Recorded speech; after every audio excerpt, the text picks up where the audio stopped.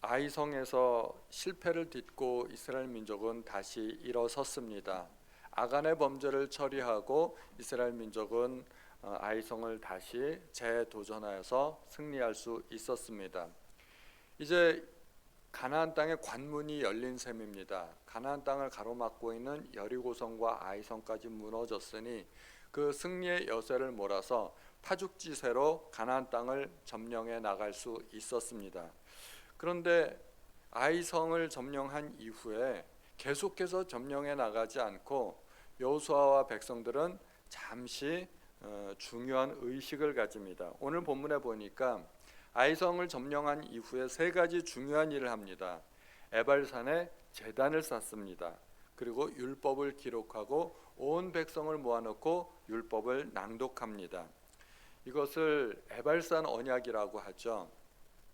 모세 때는 이스라엘 백성이 출애굽한 이후에 시내산에서 하나님의 율법을 선포했습니다. 그것을 시내산 언약이라고 하고, 이제 가나안 땅에 들어가서 여리고와 아이성을 점령한 이후에 여호수아와 백성들이 또 한 번의 언약식을 갖는데 이것이 에발산 언약입니다. 여호수아가 가나안 정복의 궁극적인 목적이 무엇인지를 보여주는 것입니다. 단순히 정복이 목적이고 땅을 빼앗는 것이 목적이라면 이러한 언약식을 절대 가질 필요가 없습니다. 빨리 전열을 가다듬어서 2차, 3차 공격을 감행하고 점령해 나가야 할 것입니다. 그런데 땅을 정복하다가 이제 중요한 순간에 첫 승리를 거두고 나서 잠시 작전 타임을 갖습니다. 이것이 굉장히 중요합니다. 정복보다 더 중요한 것입니다. 승리보다 중요한 것, 이 언약식입니다. 이 중간 작전 타임의 의미가 무엇일까요? 첫 번째 30절과 31절에 보면 제단을 세웁니다. 가나안 땅을 정복하기 위한 전초기지를 세우는데 성공했죠. 그리고 모세의 율법에 따라 에발산에 제단을 세웠습니다. 여호수아가 자기 마음대로 행한 것이 아니라 모세가 이미 그렇게 하라고 명령한 대로 시행하는 것입니다. 땅을 정복했을 때 무슨 어떤 그 기념비를 세우는 사람들이 굉장히 많이 있습니다. 땅을 정복한 사람들이 세상에 많이 있지 않습니까? BC 4세기경에 마케도니아 알렉산더가 이집트와 그리스와 그리고 온 인도까지 엄청난 제국을 건설했습니다. 그리고 13세기 초에는 징기스칸이 몽고 제국을 통일하면서 유럽 동부까지 아우른 어마어마한 대제국을 건설했습니다. 또 18세기에는 나폴레옹이 온 유럽을 통일하고 또 러시아까지 진격했다가 또 극심한 추위 때문에 어려움을 겪기도 했습니다. 세상에는 위대한 영웅들이 많습니다. 우리나라에도 한때는 광개토 대왕이 만주벌판까지 진격하지 않았습니까? 우리는 그때가 참 그리웠습니다. 지금도 그리워하지 않습니까? 지금 그 땅이 우리나라 땅이 되었어야 하는데 그렇게 땅을 정복하거나 전쟁에 승리하게 되면 보통 기념비를 세우는 경우가 많습니다. 만주벌판이 우리나라 땅이었다는 것을 우리가 어떻게 알 수 있습니까? 거기에 보면 광개토 대왕비라는 것이 있습니다. 그래서 우리나라 그 광개토 대왕이 한때 고구려 시대 거기까지 우리나라로 점령을 했구나 하는 것을 알게 됩니다. 여호수아가 땅을 정복했으면 여호수아는 마땅히 무슨 기념비를 세워야 할까요? 여호수아비 이런 것을 세워야 마땅하지 않겠습니까? 그런데 여호수아는 기념비를 세우지 않고 제단을 세웁니다. 그 제단은 하나님께 제사를 드리기 위한 번제단이었습니다. 그리고 그 번제단 위에 번제와 화목제를 드리게 되는 것입니다. 여호수아가 번제단을 세운 이유가 무엇이겠습니까? 여리고성과 아이성을 점령했는데 이것은 오직 하나님의 능력으로 하나님의 은혜로 되었다는 것을 인정하는 것입니다. 모든 영광을 하나님께 돌리는 것입니다. 사람은 본능적으로 영광을 받고 싶어 합니다. 그리고 모든 어떤 승리의 원인을 자기에게 돌리고 싶어 하는 것입니다. 그리고 뭔가 잘 안 됐을 때는 남에게 핑계를 대기 원하는 거죠.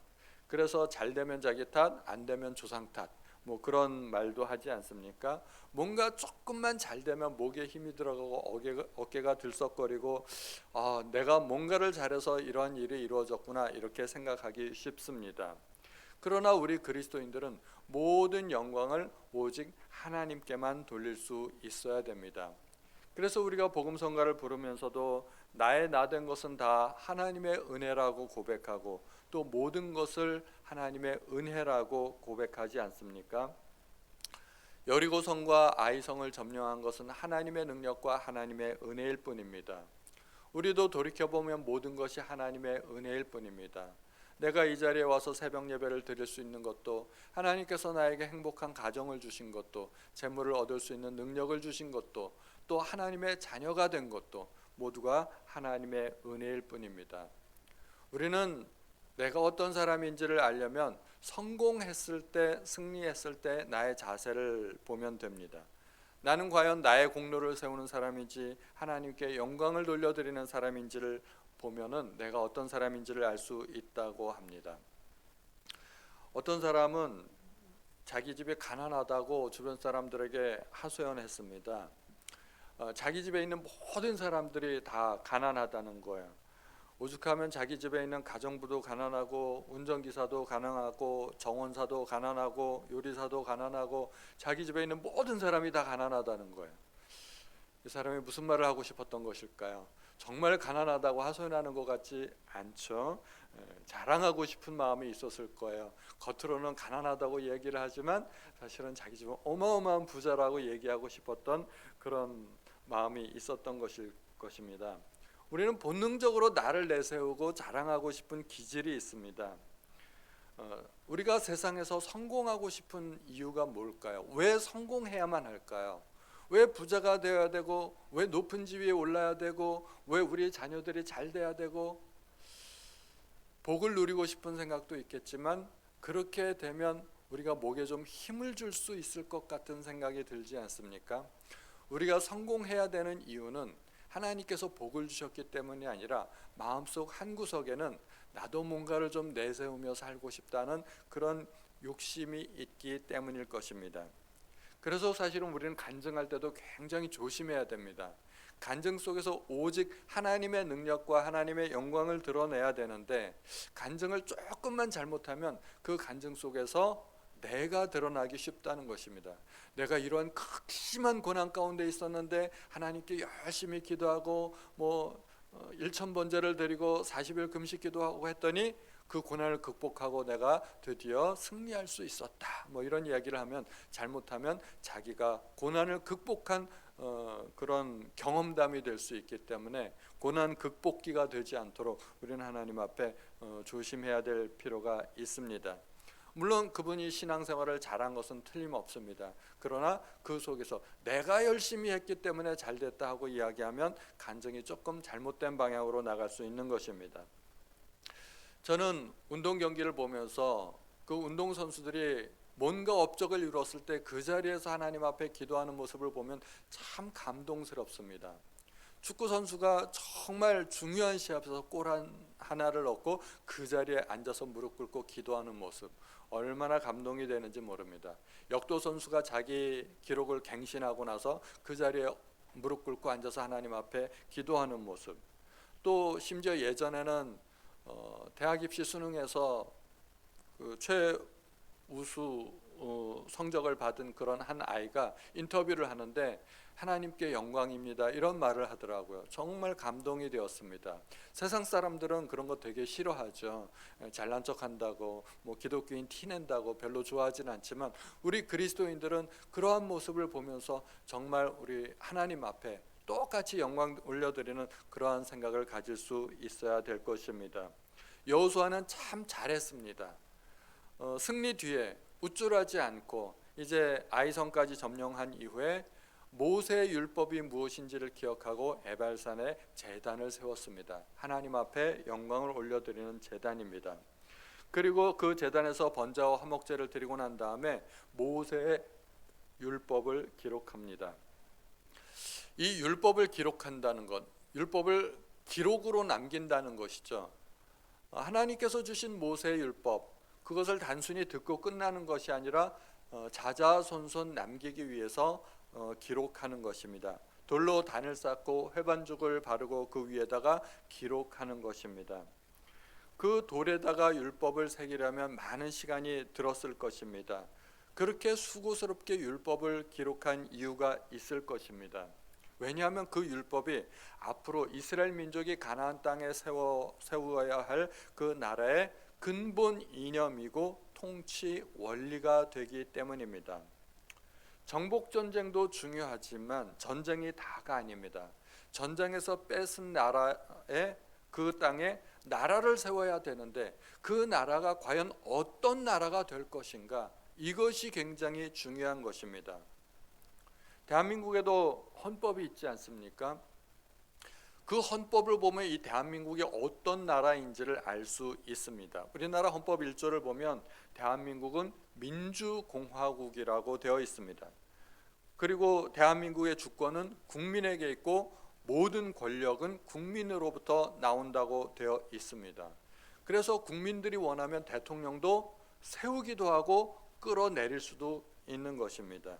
그것이 대한민국의 정체성이죠.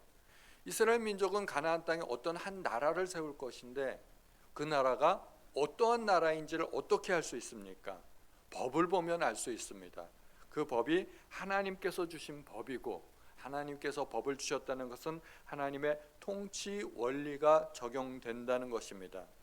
가나안 땅에 세워질 나라는 절대로 민주공화국이 아닙니다. 공산국도 아닙니다. 백성들이 마음대로 통치하는 그런 나라가 아닙니다. 그 나라의 왕은 하나님이십니다. 하나님께서 통치하고 다스리시는 나라, 그 나라가 세워져야 된다는 것입니다. 가나안 민족이 멸망하고 또 다른 나라가 들어섰는데 다른 나라들하고 똑같더라 그러면은 굳이 그 나라가 세워질 이유가 없는 것입니다. 가나안 민족을 쫓아내신 것은 하나님께서 세상에 없는 나라, 지금까지 없었던 나라, 특별한 나라, 하나님의 나라를 세우고자 하는 이유가 있었던 것입니다. 하나님께서 이스라엘 민족에게 가나안 땅을 약속하셨죠. 젖과 꿀이 흐르는 땅을 약속하셨습니다. 왜 하나님은 그들에게 젖과 꿀이 흐르는 땅을 주시고자 했을까요? 그들이 뭐 잘난 것이 있다고? 하나님께서 땅을 주시고자 했을 때는 사실은 그 땅에서 이루어질 나라가 중요한 것이었고 그 땅에 세워질 하나님의 법이 중요했기 때문입니다. 그러므로 사실은 표면적으로는 이스라엘 백성들에게 땅을 주겠다고 하셨지만 사실 하나님께서 진짜로 주시고자 하셨던 것이 있는데 그것은 땅이 아니라 법이었던 것입니다. 그런데 법만 주면 아무런 의미가 없지 않습니까? 그 법이 이루어질 땅이 필요했던 것입니다. 그래서 하나님은 이스라엘 민족에게 땅을 주셨고, 그런데 땅만 주시면 아무 의미가 없지 않습니까? 그 땅에서 살아야 또 백성이 있어야 됩니다. 아브라함에게 이미 땅을 주셨는데 백성이 없었기 때문에 하나님께서는 이스라엘 민족을 애굽 땅에 들이셔서 400년간 그 뻥튀기를 해가지고 무려 200만이 넘는 민족으로 형성하셨던 것입니다. 이제 민족이 형성되었으니까 차례대로 땅을 주셨고, 땅이 주어졌으니까 이제 마지막으로 무엇을 주십니까? 법을 주시는 것입니다. 아브라함이 갈대아 우르에서 살고 있었습니다. 그때 아브라함을 부르셨는데 이미 아브라함이 속한 민족이 있었습니다. 그리고 아브라함이 살고 있었던 땅이 있었습니다. 이미 아브라함 시대 때 아브라함이 살고 있었던 땅도 있었고 민족도 있었고, 그런데 왜 또 하나님은 민족을 주시겠다, 땅을 주시겠다 그러는 것일까요? 하나님의 법대로 다스려질 나라가 필요했기 때문입니다. 그 법 때문에 하나님은 이스라엘의 하나님이 되시고 이스라엘은 하나님의 백성이 되는 것입니다. 그 법이 서로를 묶는 것입니다. 언약으로 묶는 것입니다. 그래서 하나님은 이스라엘의 하나님, 이스라엘은 하나님의 백성이 되는 것입니다. 우리 그리스도인이 왜 그리스도인이라고 불려질 수 있을까요? 우리 그리스도인의 정체성은 무엇일까요? 하나님의 법에 의하여 지배받는 백성들, 그것이 바로 우리 그리스도인들의 정체성입니다. 만약에 우리가 예수님의 십자가로 구원받고 하나님의 백성이 되었다고 하면서도 여전히 세상의 원리가 나를 지배하고 세상의 가치관, 세상의 이념들이 내 머릿속에 꽉 차 있다면 우리는 진짜 하나님의 백성이 아닐 것입니다. 하나님의 백성이라고 하면 하나님의 법이 나를 지배해야 하나님의 백성이라는 것입니다.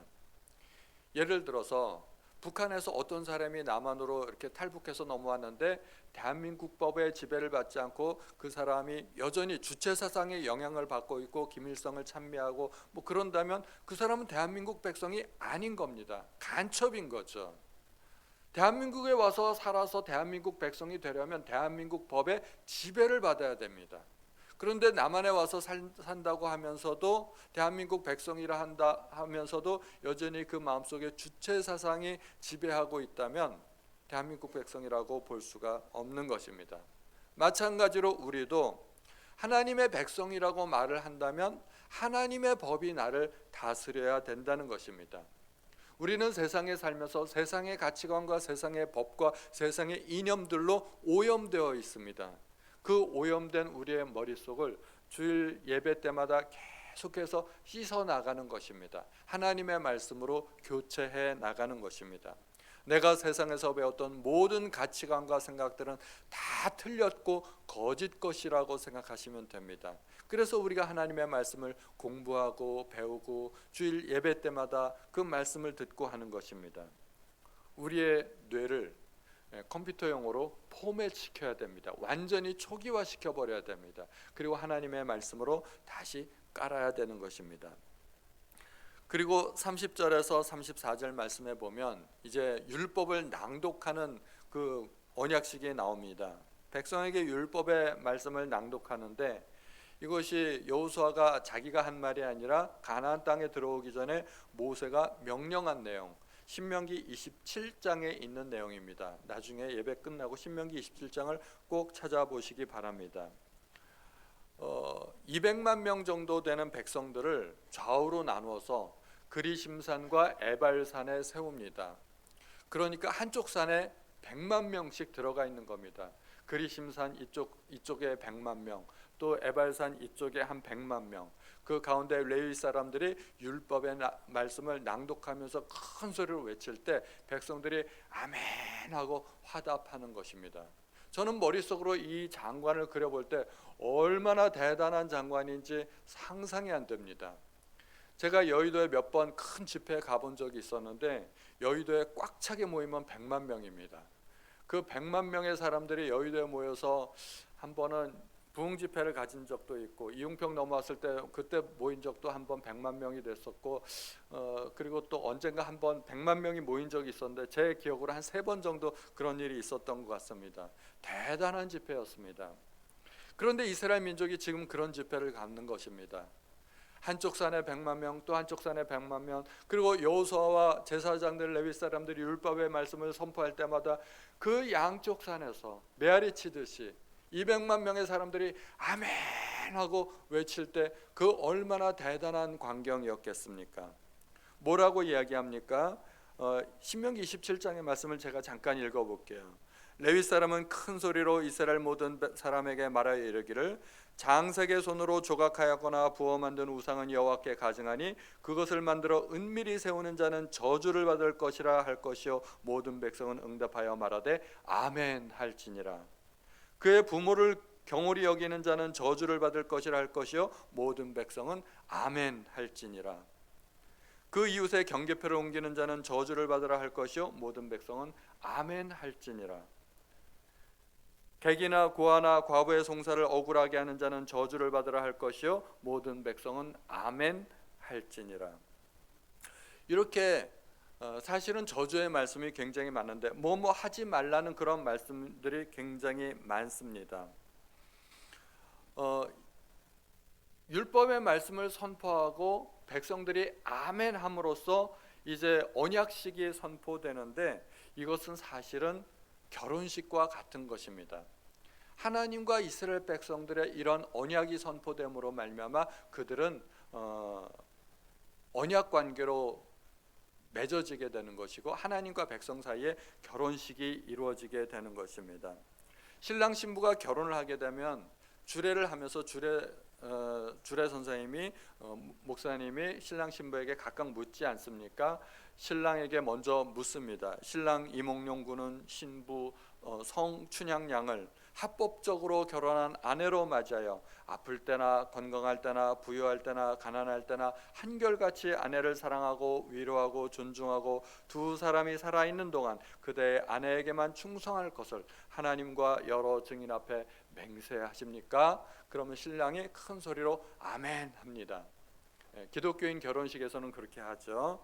또 똑같은 질문을 신부에게 묻습니다. 그럼 신부도 아멘 합니다. 이렇게 아멘 함으로 합법적으로 두 사람이 결혼이 이루어지는 것입니다. 그렇게 두 사람이 아멘 하게 되면은 이제 목사님이 성혼 선언을 하게 됩니다. 하나님 앞과 여러 하객들 앞에서 이 두 사람이 부부가 되었음을 선포합니다. 그리고서 그렇게 성혼 선언을 하게 됩니다. 에발산 언약식이 바로 그런 것입니다. 우리는 하나님의 신부가 된 것입니다. 이 언약식을 통해서 이제 절대로 하나님 외에는 다른 신을 섬기지 않겠다는 언약을 하고 하나님의 백성이 되겠다는 그 결혼식을 한 것입니다. 그래서 하나님 외에는 다른 신을 섬기지 않겠다는 그 서약식을 이 에발산 언약에서 하게 되는 것 아니겠습니까? 가장 먼저 나오는 것이 그것입니다. 부어 만든 우상은 여호와께 가증하니 그것을 만들어 은밀히 세우는 자는 저주를 받으라 할 것이요 모든 백성은 아멘 할지니라. 이게 첫 번째 언약의 내용입니다. 절대로 다른 신을 섬겨서는 안 되는 것입니다. 이제 새로운 출발을 하는 것입니다. 하나님의 백성으로서 하나님의 신부로서. 이 계약 관계는 상호 관계입니다. 하나님께서 무조건 응답하시고 백성은 무조건 요구만 하는 관계도 아니고 하나님께서 명령만 하시고 백성은 순종해야만 되는 그런 관계도 아니고 하나님께서 명령하시면 백성은 순종해야 되고 백성이 요구하면 하나님께서는 들어주시고 상호적인 관계가 이루어지게 되는 것입니다. 이제 백성은 하나님의 백성으로서 의무가 주어지게 되는 것입니다. 처녀 총각일 때는 자기 마음대로 살았지만 이제 결혼을 하게 되면 남편이 되고 아내가 되고 자기 마음대로 살면 안 되지 않겠습니까? 총각일 때는 당연히 총각 행세를 하고 다닙니다. 유부남이 총각 행세하고 다니면 될까요? 안 될까요? 안 됩니다. 유부녀가 처녀 행세를 하고 다녀도 안 되는 것이죠. 이제 서로가 매이는 것입니다. 이제 백성은 하나님의 백성이 되었습니다. 하나님의 백성이란 하나님께 의무가 있는 백성입니다. 하나님께 대한 의무라는 것이 하나님께서 주신 율법을 지키는 것입니다. 그런데 신명기의 말씀을 가만히 읽어보면 뭐 하지 말라는 말들이 굉장히 많습니다. 읽어보면은 맹인에게 길을 잃게 하지 말고 그의 아버지 아내와 동침하지 말고 자매와 동침하지 말고 이웃을 암살하지 말고 이런 내용들이 쭉 해서 나옵니다. 그 한마디 한마디 명령에 대해서 백성들이 아멘 하는 것입니다. 그런데 이렇게 하지 말라는 명령이 왜 이렇게 많을까요? 가나안 백성들이 그렇게 살았다는 얘기입니다.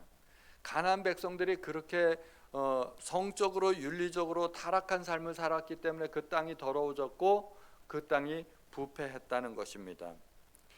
그런데 우리도 참 기독교인이 되려면 하지 말아야 할 것들이 많이 있지 않습니까? 세상 사람들이 기독교인이 되기가 부담스러운 이유 중에 하나가 하지 말라는 것들이 왜 그렇게 많은지 모르겠다는 겁니다. 일단 교회 문턱에 들어서려면 일단 하지 말아야 될 게 뭐가 있을까요? 얼핏 생각하기에 술 먹지 말고 담배 피지 말고 교회 다니는 사람들에게 있어서 일단 첫 번째 계명이 그런 것 같아요. 그래서 그런 것 때문에 세상 사람들이 참 부담스러워합니다. 그런데 하지 말아야 될 이유는 그것을 하지 말아야만 구원받을 수 있고 하나님의 백성이 되기 때문이 아닙니다. 사실은 순서가 바뀌었죠. 하나님의 백성이 되었기 때문에 구원받았기 때문에 율법을 지키고 하지 말아야 되는 것입니다. 하나님께서 이스라엘 백성을 홍해 바다에서 구원해 주시고 어린 양의 피로 구원해 주시고 다 구원해 주시고 나서 시내산에서 율법을 주셨습니다. 구원이 먼저입니다. 그리고 에발산 언약식도 똑같죠. 요단강을 건넜습니다. 그리고 여리고성과 아이성을 점령했습니다. 그 땅을 주셨습니다. 그리고 나서 하나님의 백성이 된 이후에 하나님께서 법을 주시는 것입니다. 우리가 율법을 지킨다고 해서 구원받는 것이 아닙니다. 신약에 와서 바리새인들이 율법을 지켜야 구원받는 것처럼 오해를 했는데 사실은 먼저 구원받는 것입니다. 우리가 먼저 구원받고 하나님의 백성이 되었고 하나님의 자녀가 되었기 때문에 하나님의 법대로 살아야 할 의무가 있는 것입니다. 그래서 하나님의 백성이 되었고 백성들은 이제 아멘 하는 것입니다. 차원 높은 삶을 살아야 되는 것입니다. 물론 술 마시지 않고 담배 피지 않는 것 중요합니다. 그리스도인들이 밖에 나가서 술 마시고 허랑방탕하고 담배 피고 그러면은 세상 사람들에게 손가락질 받고 지탄받죠. 예전에 제가 대학 생활할 때 저도 술 마시고 담배 피고 많이 해봤거든요. 한 번은 그 동아리 활동하면서 제가 열심히 담배를 뻐끔뻐끔 피웠더니 옆에 있던 선배가 천주교 신자였었어요. 저한테 하는 말이, 나는 천주교인인데도 담배를 안 피는데 넌 교회 다닌다면서 그렇게 담배를 피냐? 그러더라고요. 그래서 제가 얼마나 그때 부끄러웠는지 모릅니다. 제가 과거에 그러던 사람이었습니다. 그런데 이렇게 앞에 나와서 설교까지 하게 되었으니 이 모든 것이 하나님의 은혜죠. 여러분들한테 질문 한번 해보겠습니다. 술 마시고 담배 피면 천국에 못 갈까요? 담배 피우는 사람들은 다 지옥에 갈까요? 그러지 않습니다. 담배 피우는 것하고 천국 못 가는 것하고는 전혀 상관이 없죠. 오히려 담배를 많이 피우면 남들보다 더 빨리 천국에 갈 수가 있어요. 천국을 열심히 정말 사모하는 분들은 담배 많이 피셔도 됩니다. 그럼 하나님께서 부르실 거예요.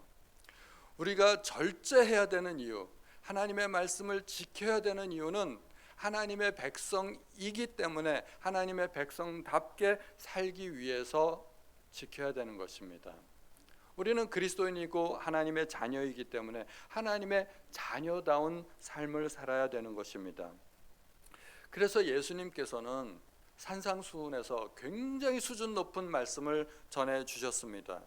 너희가 과거에 뭐뭐 하라 하는 말씀을 너희가 들었지만 나는 너희에게 이르노니, 눈은 눈으로 이는 이로 갚으라 하였다는 것을 너희가 들었지만 나는 너희에게 이르노니 악한 자를 대적하지 말고 누구든지 오른뺨을 치거든 왼뺨을 돌려대며 또 속옷을 달라 하는 자에게는 겉옷까지도 내주고. 이 얼마나 수준 높은 말씀입니까? 이런 율법의 말씀은 우리가 감히 상상도 하기가 어렵습니다. 이웃을 사랑하고 원수를 미워하라 하였다는 것을 너희가 들었지만 나는 너희에게 이르노니 너희 원수를 사랑하고 너희를 핍박하는 자를 위하여 기도하라. 이게 보통 수준 높은 말씀이 아닙니다. 주님께서 계속해서 나는 너희에게 이르노니 하는 말씀을 주신 것은 제자들이 그동안 들어왔던 말씀들은 옳지 않다는 거예요. 수준이 낮다는 거예요. 그거 가지고 하나님의 자녀가 될 수 없다는 것입니다. 내가 이제 새로운 말씀을 줄 테니 이 말씀을 듣고 지켜라 하는 것입니다. 다시 말하자면 하나님의 백성은 차원이 다르다 하는 것입니다. 세리도 이같이 하지 않느냐, 이방인들도 이같이 하지 않느냐, 이렇게 말씀하신 것은 너희가 그동안 들어왔던 말씀대로 살면 세리나 이방인들이나 다 똑같다는 것입니다. 너희가 너희 형제에게만 무난하면 남보다 더하는 것이 무엇이냐 말씀하십니다. 그리스도인은 남들보다 더해야 된다는 그런 의미가 있는 것이죠. 남들보다 똑같이 살면서 우리가 하나님의 자녀가 될 수 없다는 것입니다. 우리는 흔히 하는 말이 남들도 다 그러는데 뭐. 우리는 은연중에 남들하고 비교하면서 남들하고 비교해서 떨어지지만 않으면 된다라고 생각을 하는데 주님의 요구사항은 그런 것이 아니죠. 남들보다 더 해야 된다는 것입니다. 세리나 이방 사람들보다 더 잘해야 된다는 것입니다. 모세는 광야에서 이스라엘 백성들을 이끌면서 그 모압 형제 가나안을 목전에 두고도 한 번도 가나안 땅을 어떻게 정복할 것인지에 대해서 이야기한 적이 없습니다. 모세가 신명기에서 반복해서 이야기하는 것은 너희가 가나안 땅에 들어가거든 이러이러하게 살아라. 마치 시집 보내는 딸을 시집 보내는 그 어머니처럼 그렇게 이야기하는 것이죠. 가나안 땅에 못 들어가 40년 동안을 방황했음에도 불구하고 모세는 이스라엘 백성이 가나안 땅에 어떻게 들어갈 것인지에 대해서 단 한 번도 걱정한 적이 없습니다. 진짜 모세의 걱정은 그들이 가나안 땅에 들어가서 하나님의 말씀대로 살지 못할까 봐 그것이 걱정이 되었던 것입니다. 여호수아도 마찬가지죠. 여호수아도 가나안 땅을 어떻게 정복할 것인지에서 한 번도 걱정한 적이 없습니다. 여호수아가 이제 여호수아 뒷부분에 보면 백성들에게 선포하는 장면이 나오는데 여호수아의 그 마지막 유언도 똑같습니다. 하나님의 율법을 지키며 살아가라 하는 것입니다. 모세의 진짜 관심도 여호수아의 진짜 관심도 땅의 정복이 아니라는 것입니다. 땅의 정복이 이스라엘 민족이 가져야 할 최후의 목표가 아니라는 것입니다. 진짜 중요한 것은 정복한 이후에 어떻게 살아가야 하느냐 하는 것입니다. 우리는 어떤 관심을 가지고 세상을 살아갑니까? 우리의 관심은 안타깝게도 세상 사람들과 그렇게 크게 다르지 않습니다. 좀 더 좋은 직장에서, 좀 더 좋은 집에서, 좀 더 좋은 차를 몰고, 좀 더 좋은 음식을 먹고, 더 좋은 옷을 입고, 이런 것들이 우리의 관심사는 아닐까요? 만약에 필요하다면 하나님께서 얼마든지 주실 것입니다. 우리는 세상에서 성공과 행복에 관심이 많습니다. 하나님의 관심은 전혀 다릅니다. 우리가 세상에서 어떻게 살아가야 하느냐 하는 것입니다. 우리가 무엇을 누리고 살아가야 하느냐, 그것은 하나님의 관심사가 아닙니다. 어떻게 살아가야 하느냐, 하나님의 백성으로 어떤 삶의 자세를 갖느냐 하는 것입니다. 이스라엘 민족은 젖과 꿀이 흐르는 땅에 살면서도 하나님의 백성으로 사는데 실패했기 때문에 그 땅에서 결국은 쫓겨나게 되었습니다. 그리고 포로가 되었고 종살이를 하게 되었습니다. 성공보다 중요한 것이 있습니다. 그것은 하나님께서 내게 성공을 주시는 이유입니다. 우리는 그 이유를 붙들고 늘어져야 됩니다. 그래야 하나님께서 기뻐하십니다. 솔로몬은 하나님께 지혜를 달라고 했습니다. 그 지혜가 필요한 이유를 하나님께 설명했습니다. 하나님, 내가 이제 왕이 되었는데 왕으로서 백성을 재판해야 되지 않습니까? 잘못된 재판을 하면 백성들이 고통받기 때문에 하나님, 내가 지혜롭게 올바르게 재판해야 됩니다. 나에게 지혜를 주십시오. 그 기도가 하나님의 마음을 기쁘시게 했습니다. 단순히 지혜를 달라는 것이 아니라 그 지혜가 필요한 이유가 합당했기 때문입니다. 우리도 얼마든지 하나님께 지혜를 달라고, 건강을 달라고, 그리고 재물을 달라고 구할 수 있습니다. 그리고 구하기 이전에 하나님 앞에 그 목적을 아뢰시기 바랍니다. 하나님께서 내 기도를 들어주시면 내가 그것을 하나님의 영광을 위해서 어떻게 사용하겠습니다. 복에는 사명이 있다는 것입니다. 하나님께서 복을 주실 것입니다. 당연히 하나님의 백성이, 하나님의 자녀가 복받고 사는 것을 하나님께서 원하지 않겠습니까? 우리도 그런데 우리의 부모이신 하나님께서 당연히 원하실 것입니다. 그런데 그 복을 가지고 허랑방탕하게 살면 부모의 마음을 아프게 하는 것입니다. 탕자가 그렇지 않았습니까? 탕자는 원하는 것을 다 가지고 누려봤지만 아버지의 마음을 아프게 했습니다. 우리는 그런 탕자가 되면 안 된다는 것입니다. 우리는 복받고 오히려 타락하는 것보다는 차라리 복이 없더라도, 가난하게 살아도, 실패한 인생처럼 살아도 하나님의 백성답게 살고 세상에서 빛과 소금으로 살아간다면 그것이야말로 정말 하나님을 기쁘시게 하는 일이고 하나님께서 복 주시는 인생이 될 것입니다. 우리 이 시간에 하나님 앞에 잠시 합심해서 기도하는 시간을 갖겠습니다. 하나님, 나에게 건강도 주시고 재물도 주시고 복도 주시고 여러 가지 지혜도 주시고 하나님께서 예비하신 하늘의 신령한 복들로 나에게 주시기를 바랍니다. 그러나 그 복을 내가 누리면서 하나님의 뜻을 먼저 깨달을 수 있도록 도와주옵소서. 내가 세상 가운데 살아가면서 거룩한 백성이 되고 하나님의 백성답게 살아갈 수 있도록 하나님 나를 도와주시기 바랍니다. 우리 다 함께 주여 한번 큰 소리로 외치고 합심해서 기도하시겠습니다. 주여, 하나님 아버지 감사합니다. 하나님, 우리에게 하나님께서 복을 주시기를 원합니다. 하나님께서 예비하신 하늘의 복을 우리에게 내려주시기를 원합니다. 아버지, 그러나 복보다 중요한 것은 우리가 복을 받아야 하는 이유입니다. 아버지, 우리가 하나님의 백성답게 살아갈 수 있도록 도와주시고 하나님의 자녀답게 세상에서 살아갈 수 있도록 도와주옵소서. 아버지, 우리가 탕자처럼 살지 않도록 도와주시기를 간절히 원합니다. 아버지, 도와주시옵소서. 아버지, 그리스도께서 말씀하신 나는 너희에게 이르노니 그 말씀대로 우리가 살아갈 수 있도록 아버지 도와주시기를 간절히 원합니다. 아버지, 도와주시옵소서. 아버지, 은혜 베풀어 주시옵소서. 간절히 원합니다. 오늘 이 자리에 내가 있는 것도 하나님의 은혜입니다. 하나님, 나에게 모든 복을 주시는 것도 하나님의 은혜일 뿐입니다. 아버지, 우리가 복에 연연해서 그 복을 주시는 하나님을 잊어버리지 않도록 아버지 도와주옵소서. 아버지 감사합니다. 아버지 감사합니다. 하나님 아버지, 오늘도 저에게 은혜의 말씀을 들려주시니 하나님 앞에 감사드립니다. 하나님께서 이스라엘 백성들에게 정말로 주시고 싶어 했던 것은 땅이 아니라 법이었습니다. 하나님, 그 법이 이루어지기 위해서 그들에게 땅도 필요했고 민족도 필요했습니다. 그래서 하나님께서 복을 주셨습니다. 하나님, 이제 백성들이 그 복을 받고 하나님의 백성답게 살아가야 하듯이 하나님, 우리도 그리스도인으로서 하나님의 자녀로서 세상 가운데 빛과 소금이 되어 하나님의 자녀로 살아갈 수 있도록 도와주옵소서. 하나님께서 저희에게 예비하신 하늘의 복을 내려주시기를 원합니다. 그 복을 누리면서 우리가 하나님께 영광 돌려드리는 하나님의 자녀들이 될 수 있도록 도와주옵소서.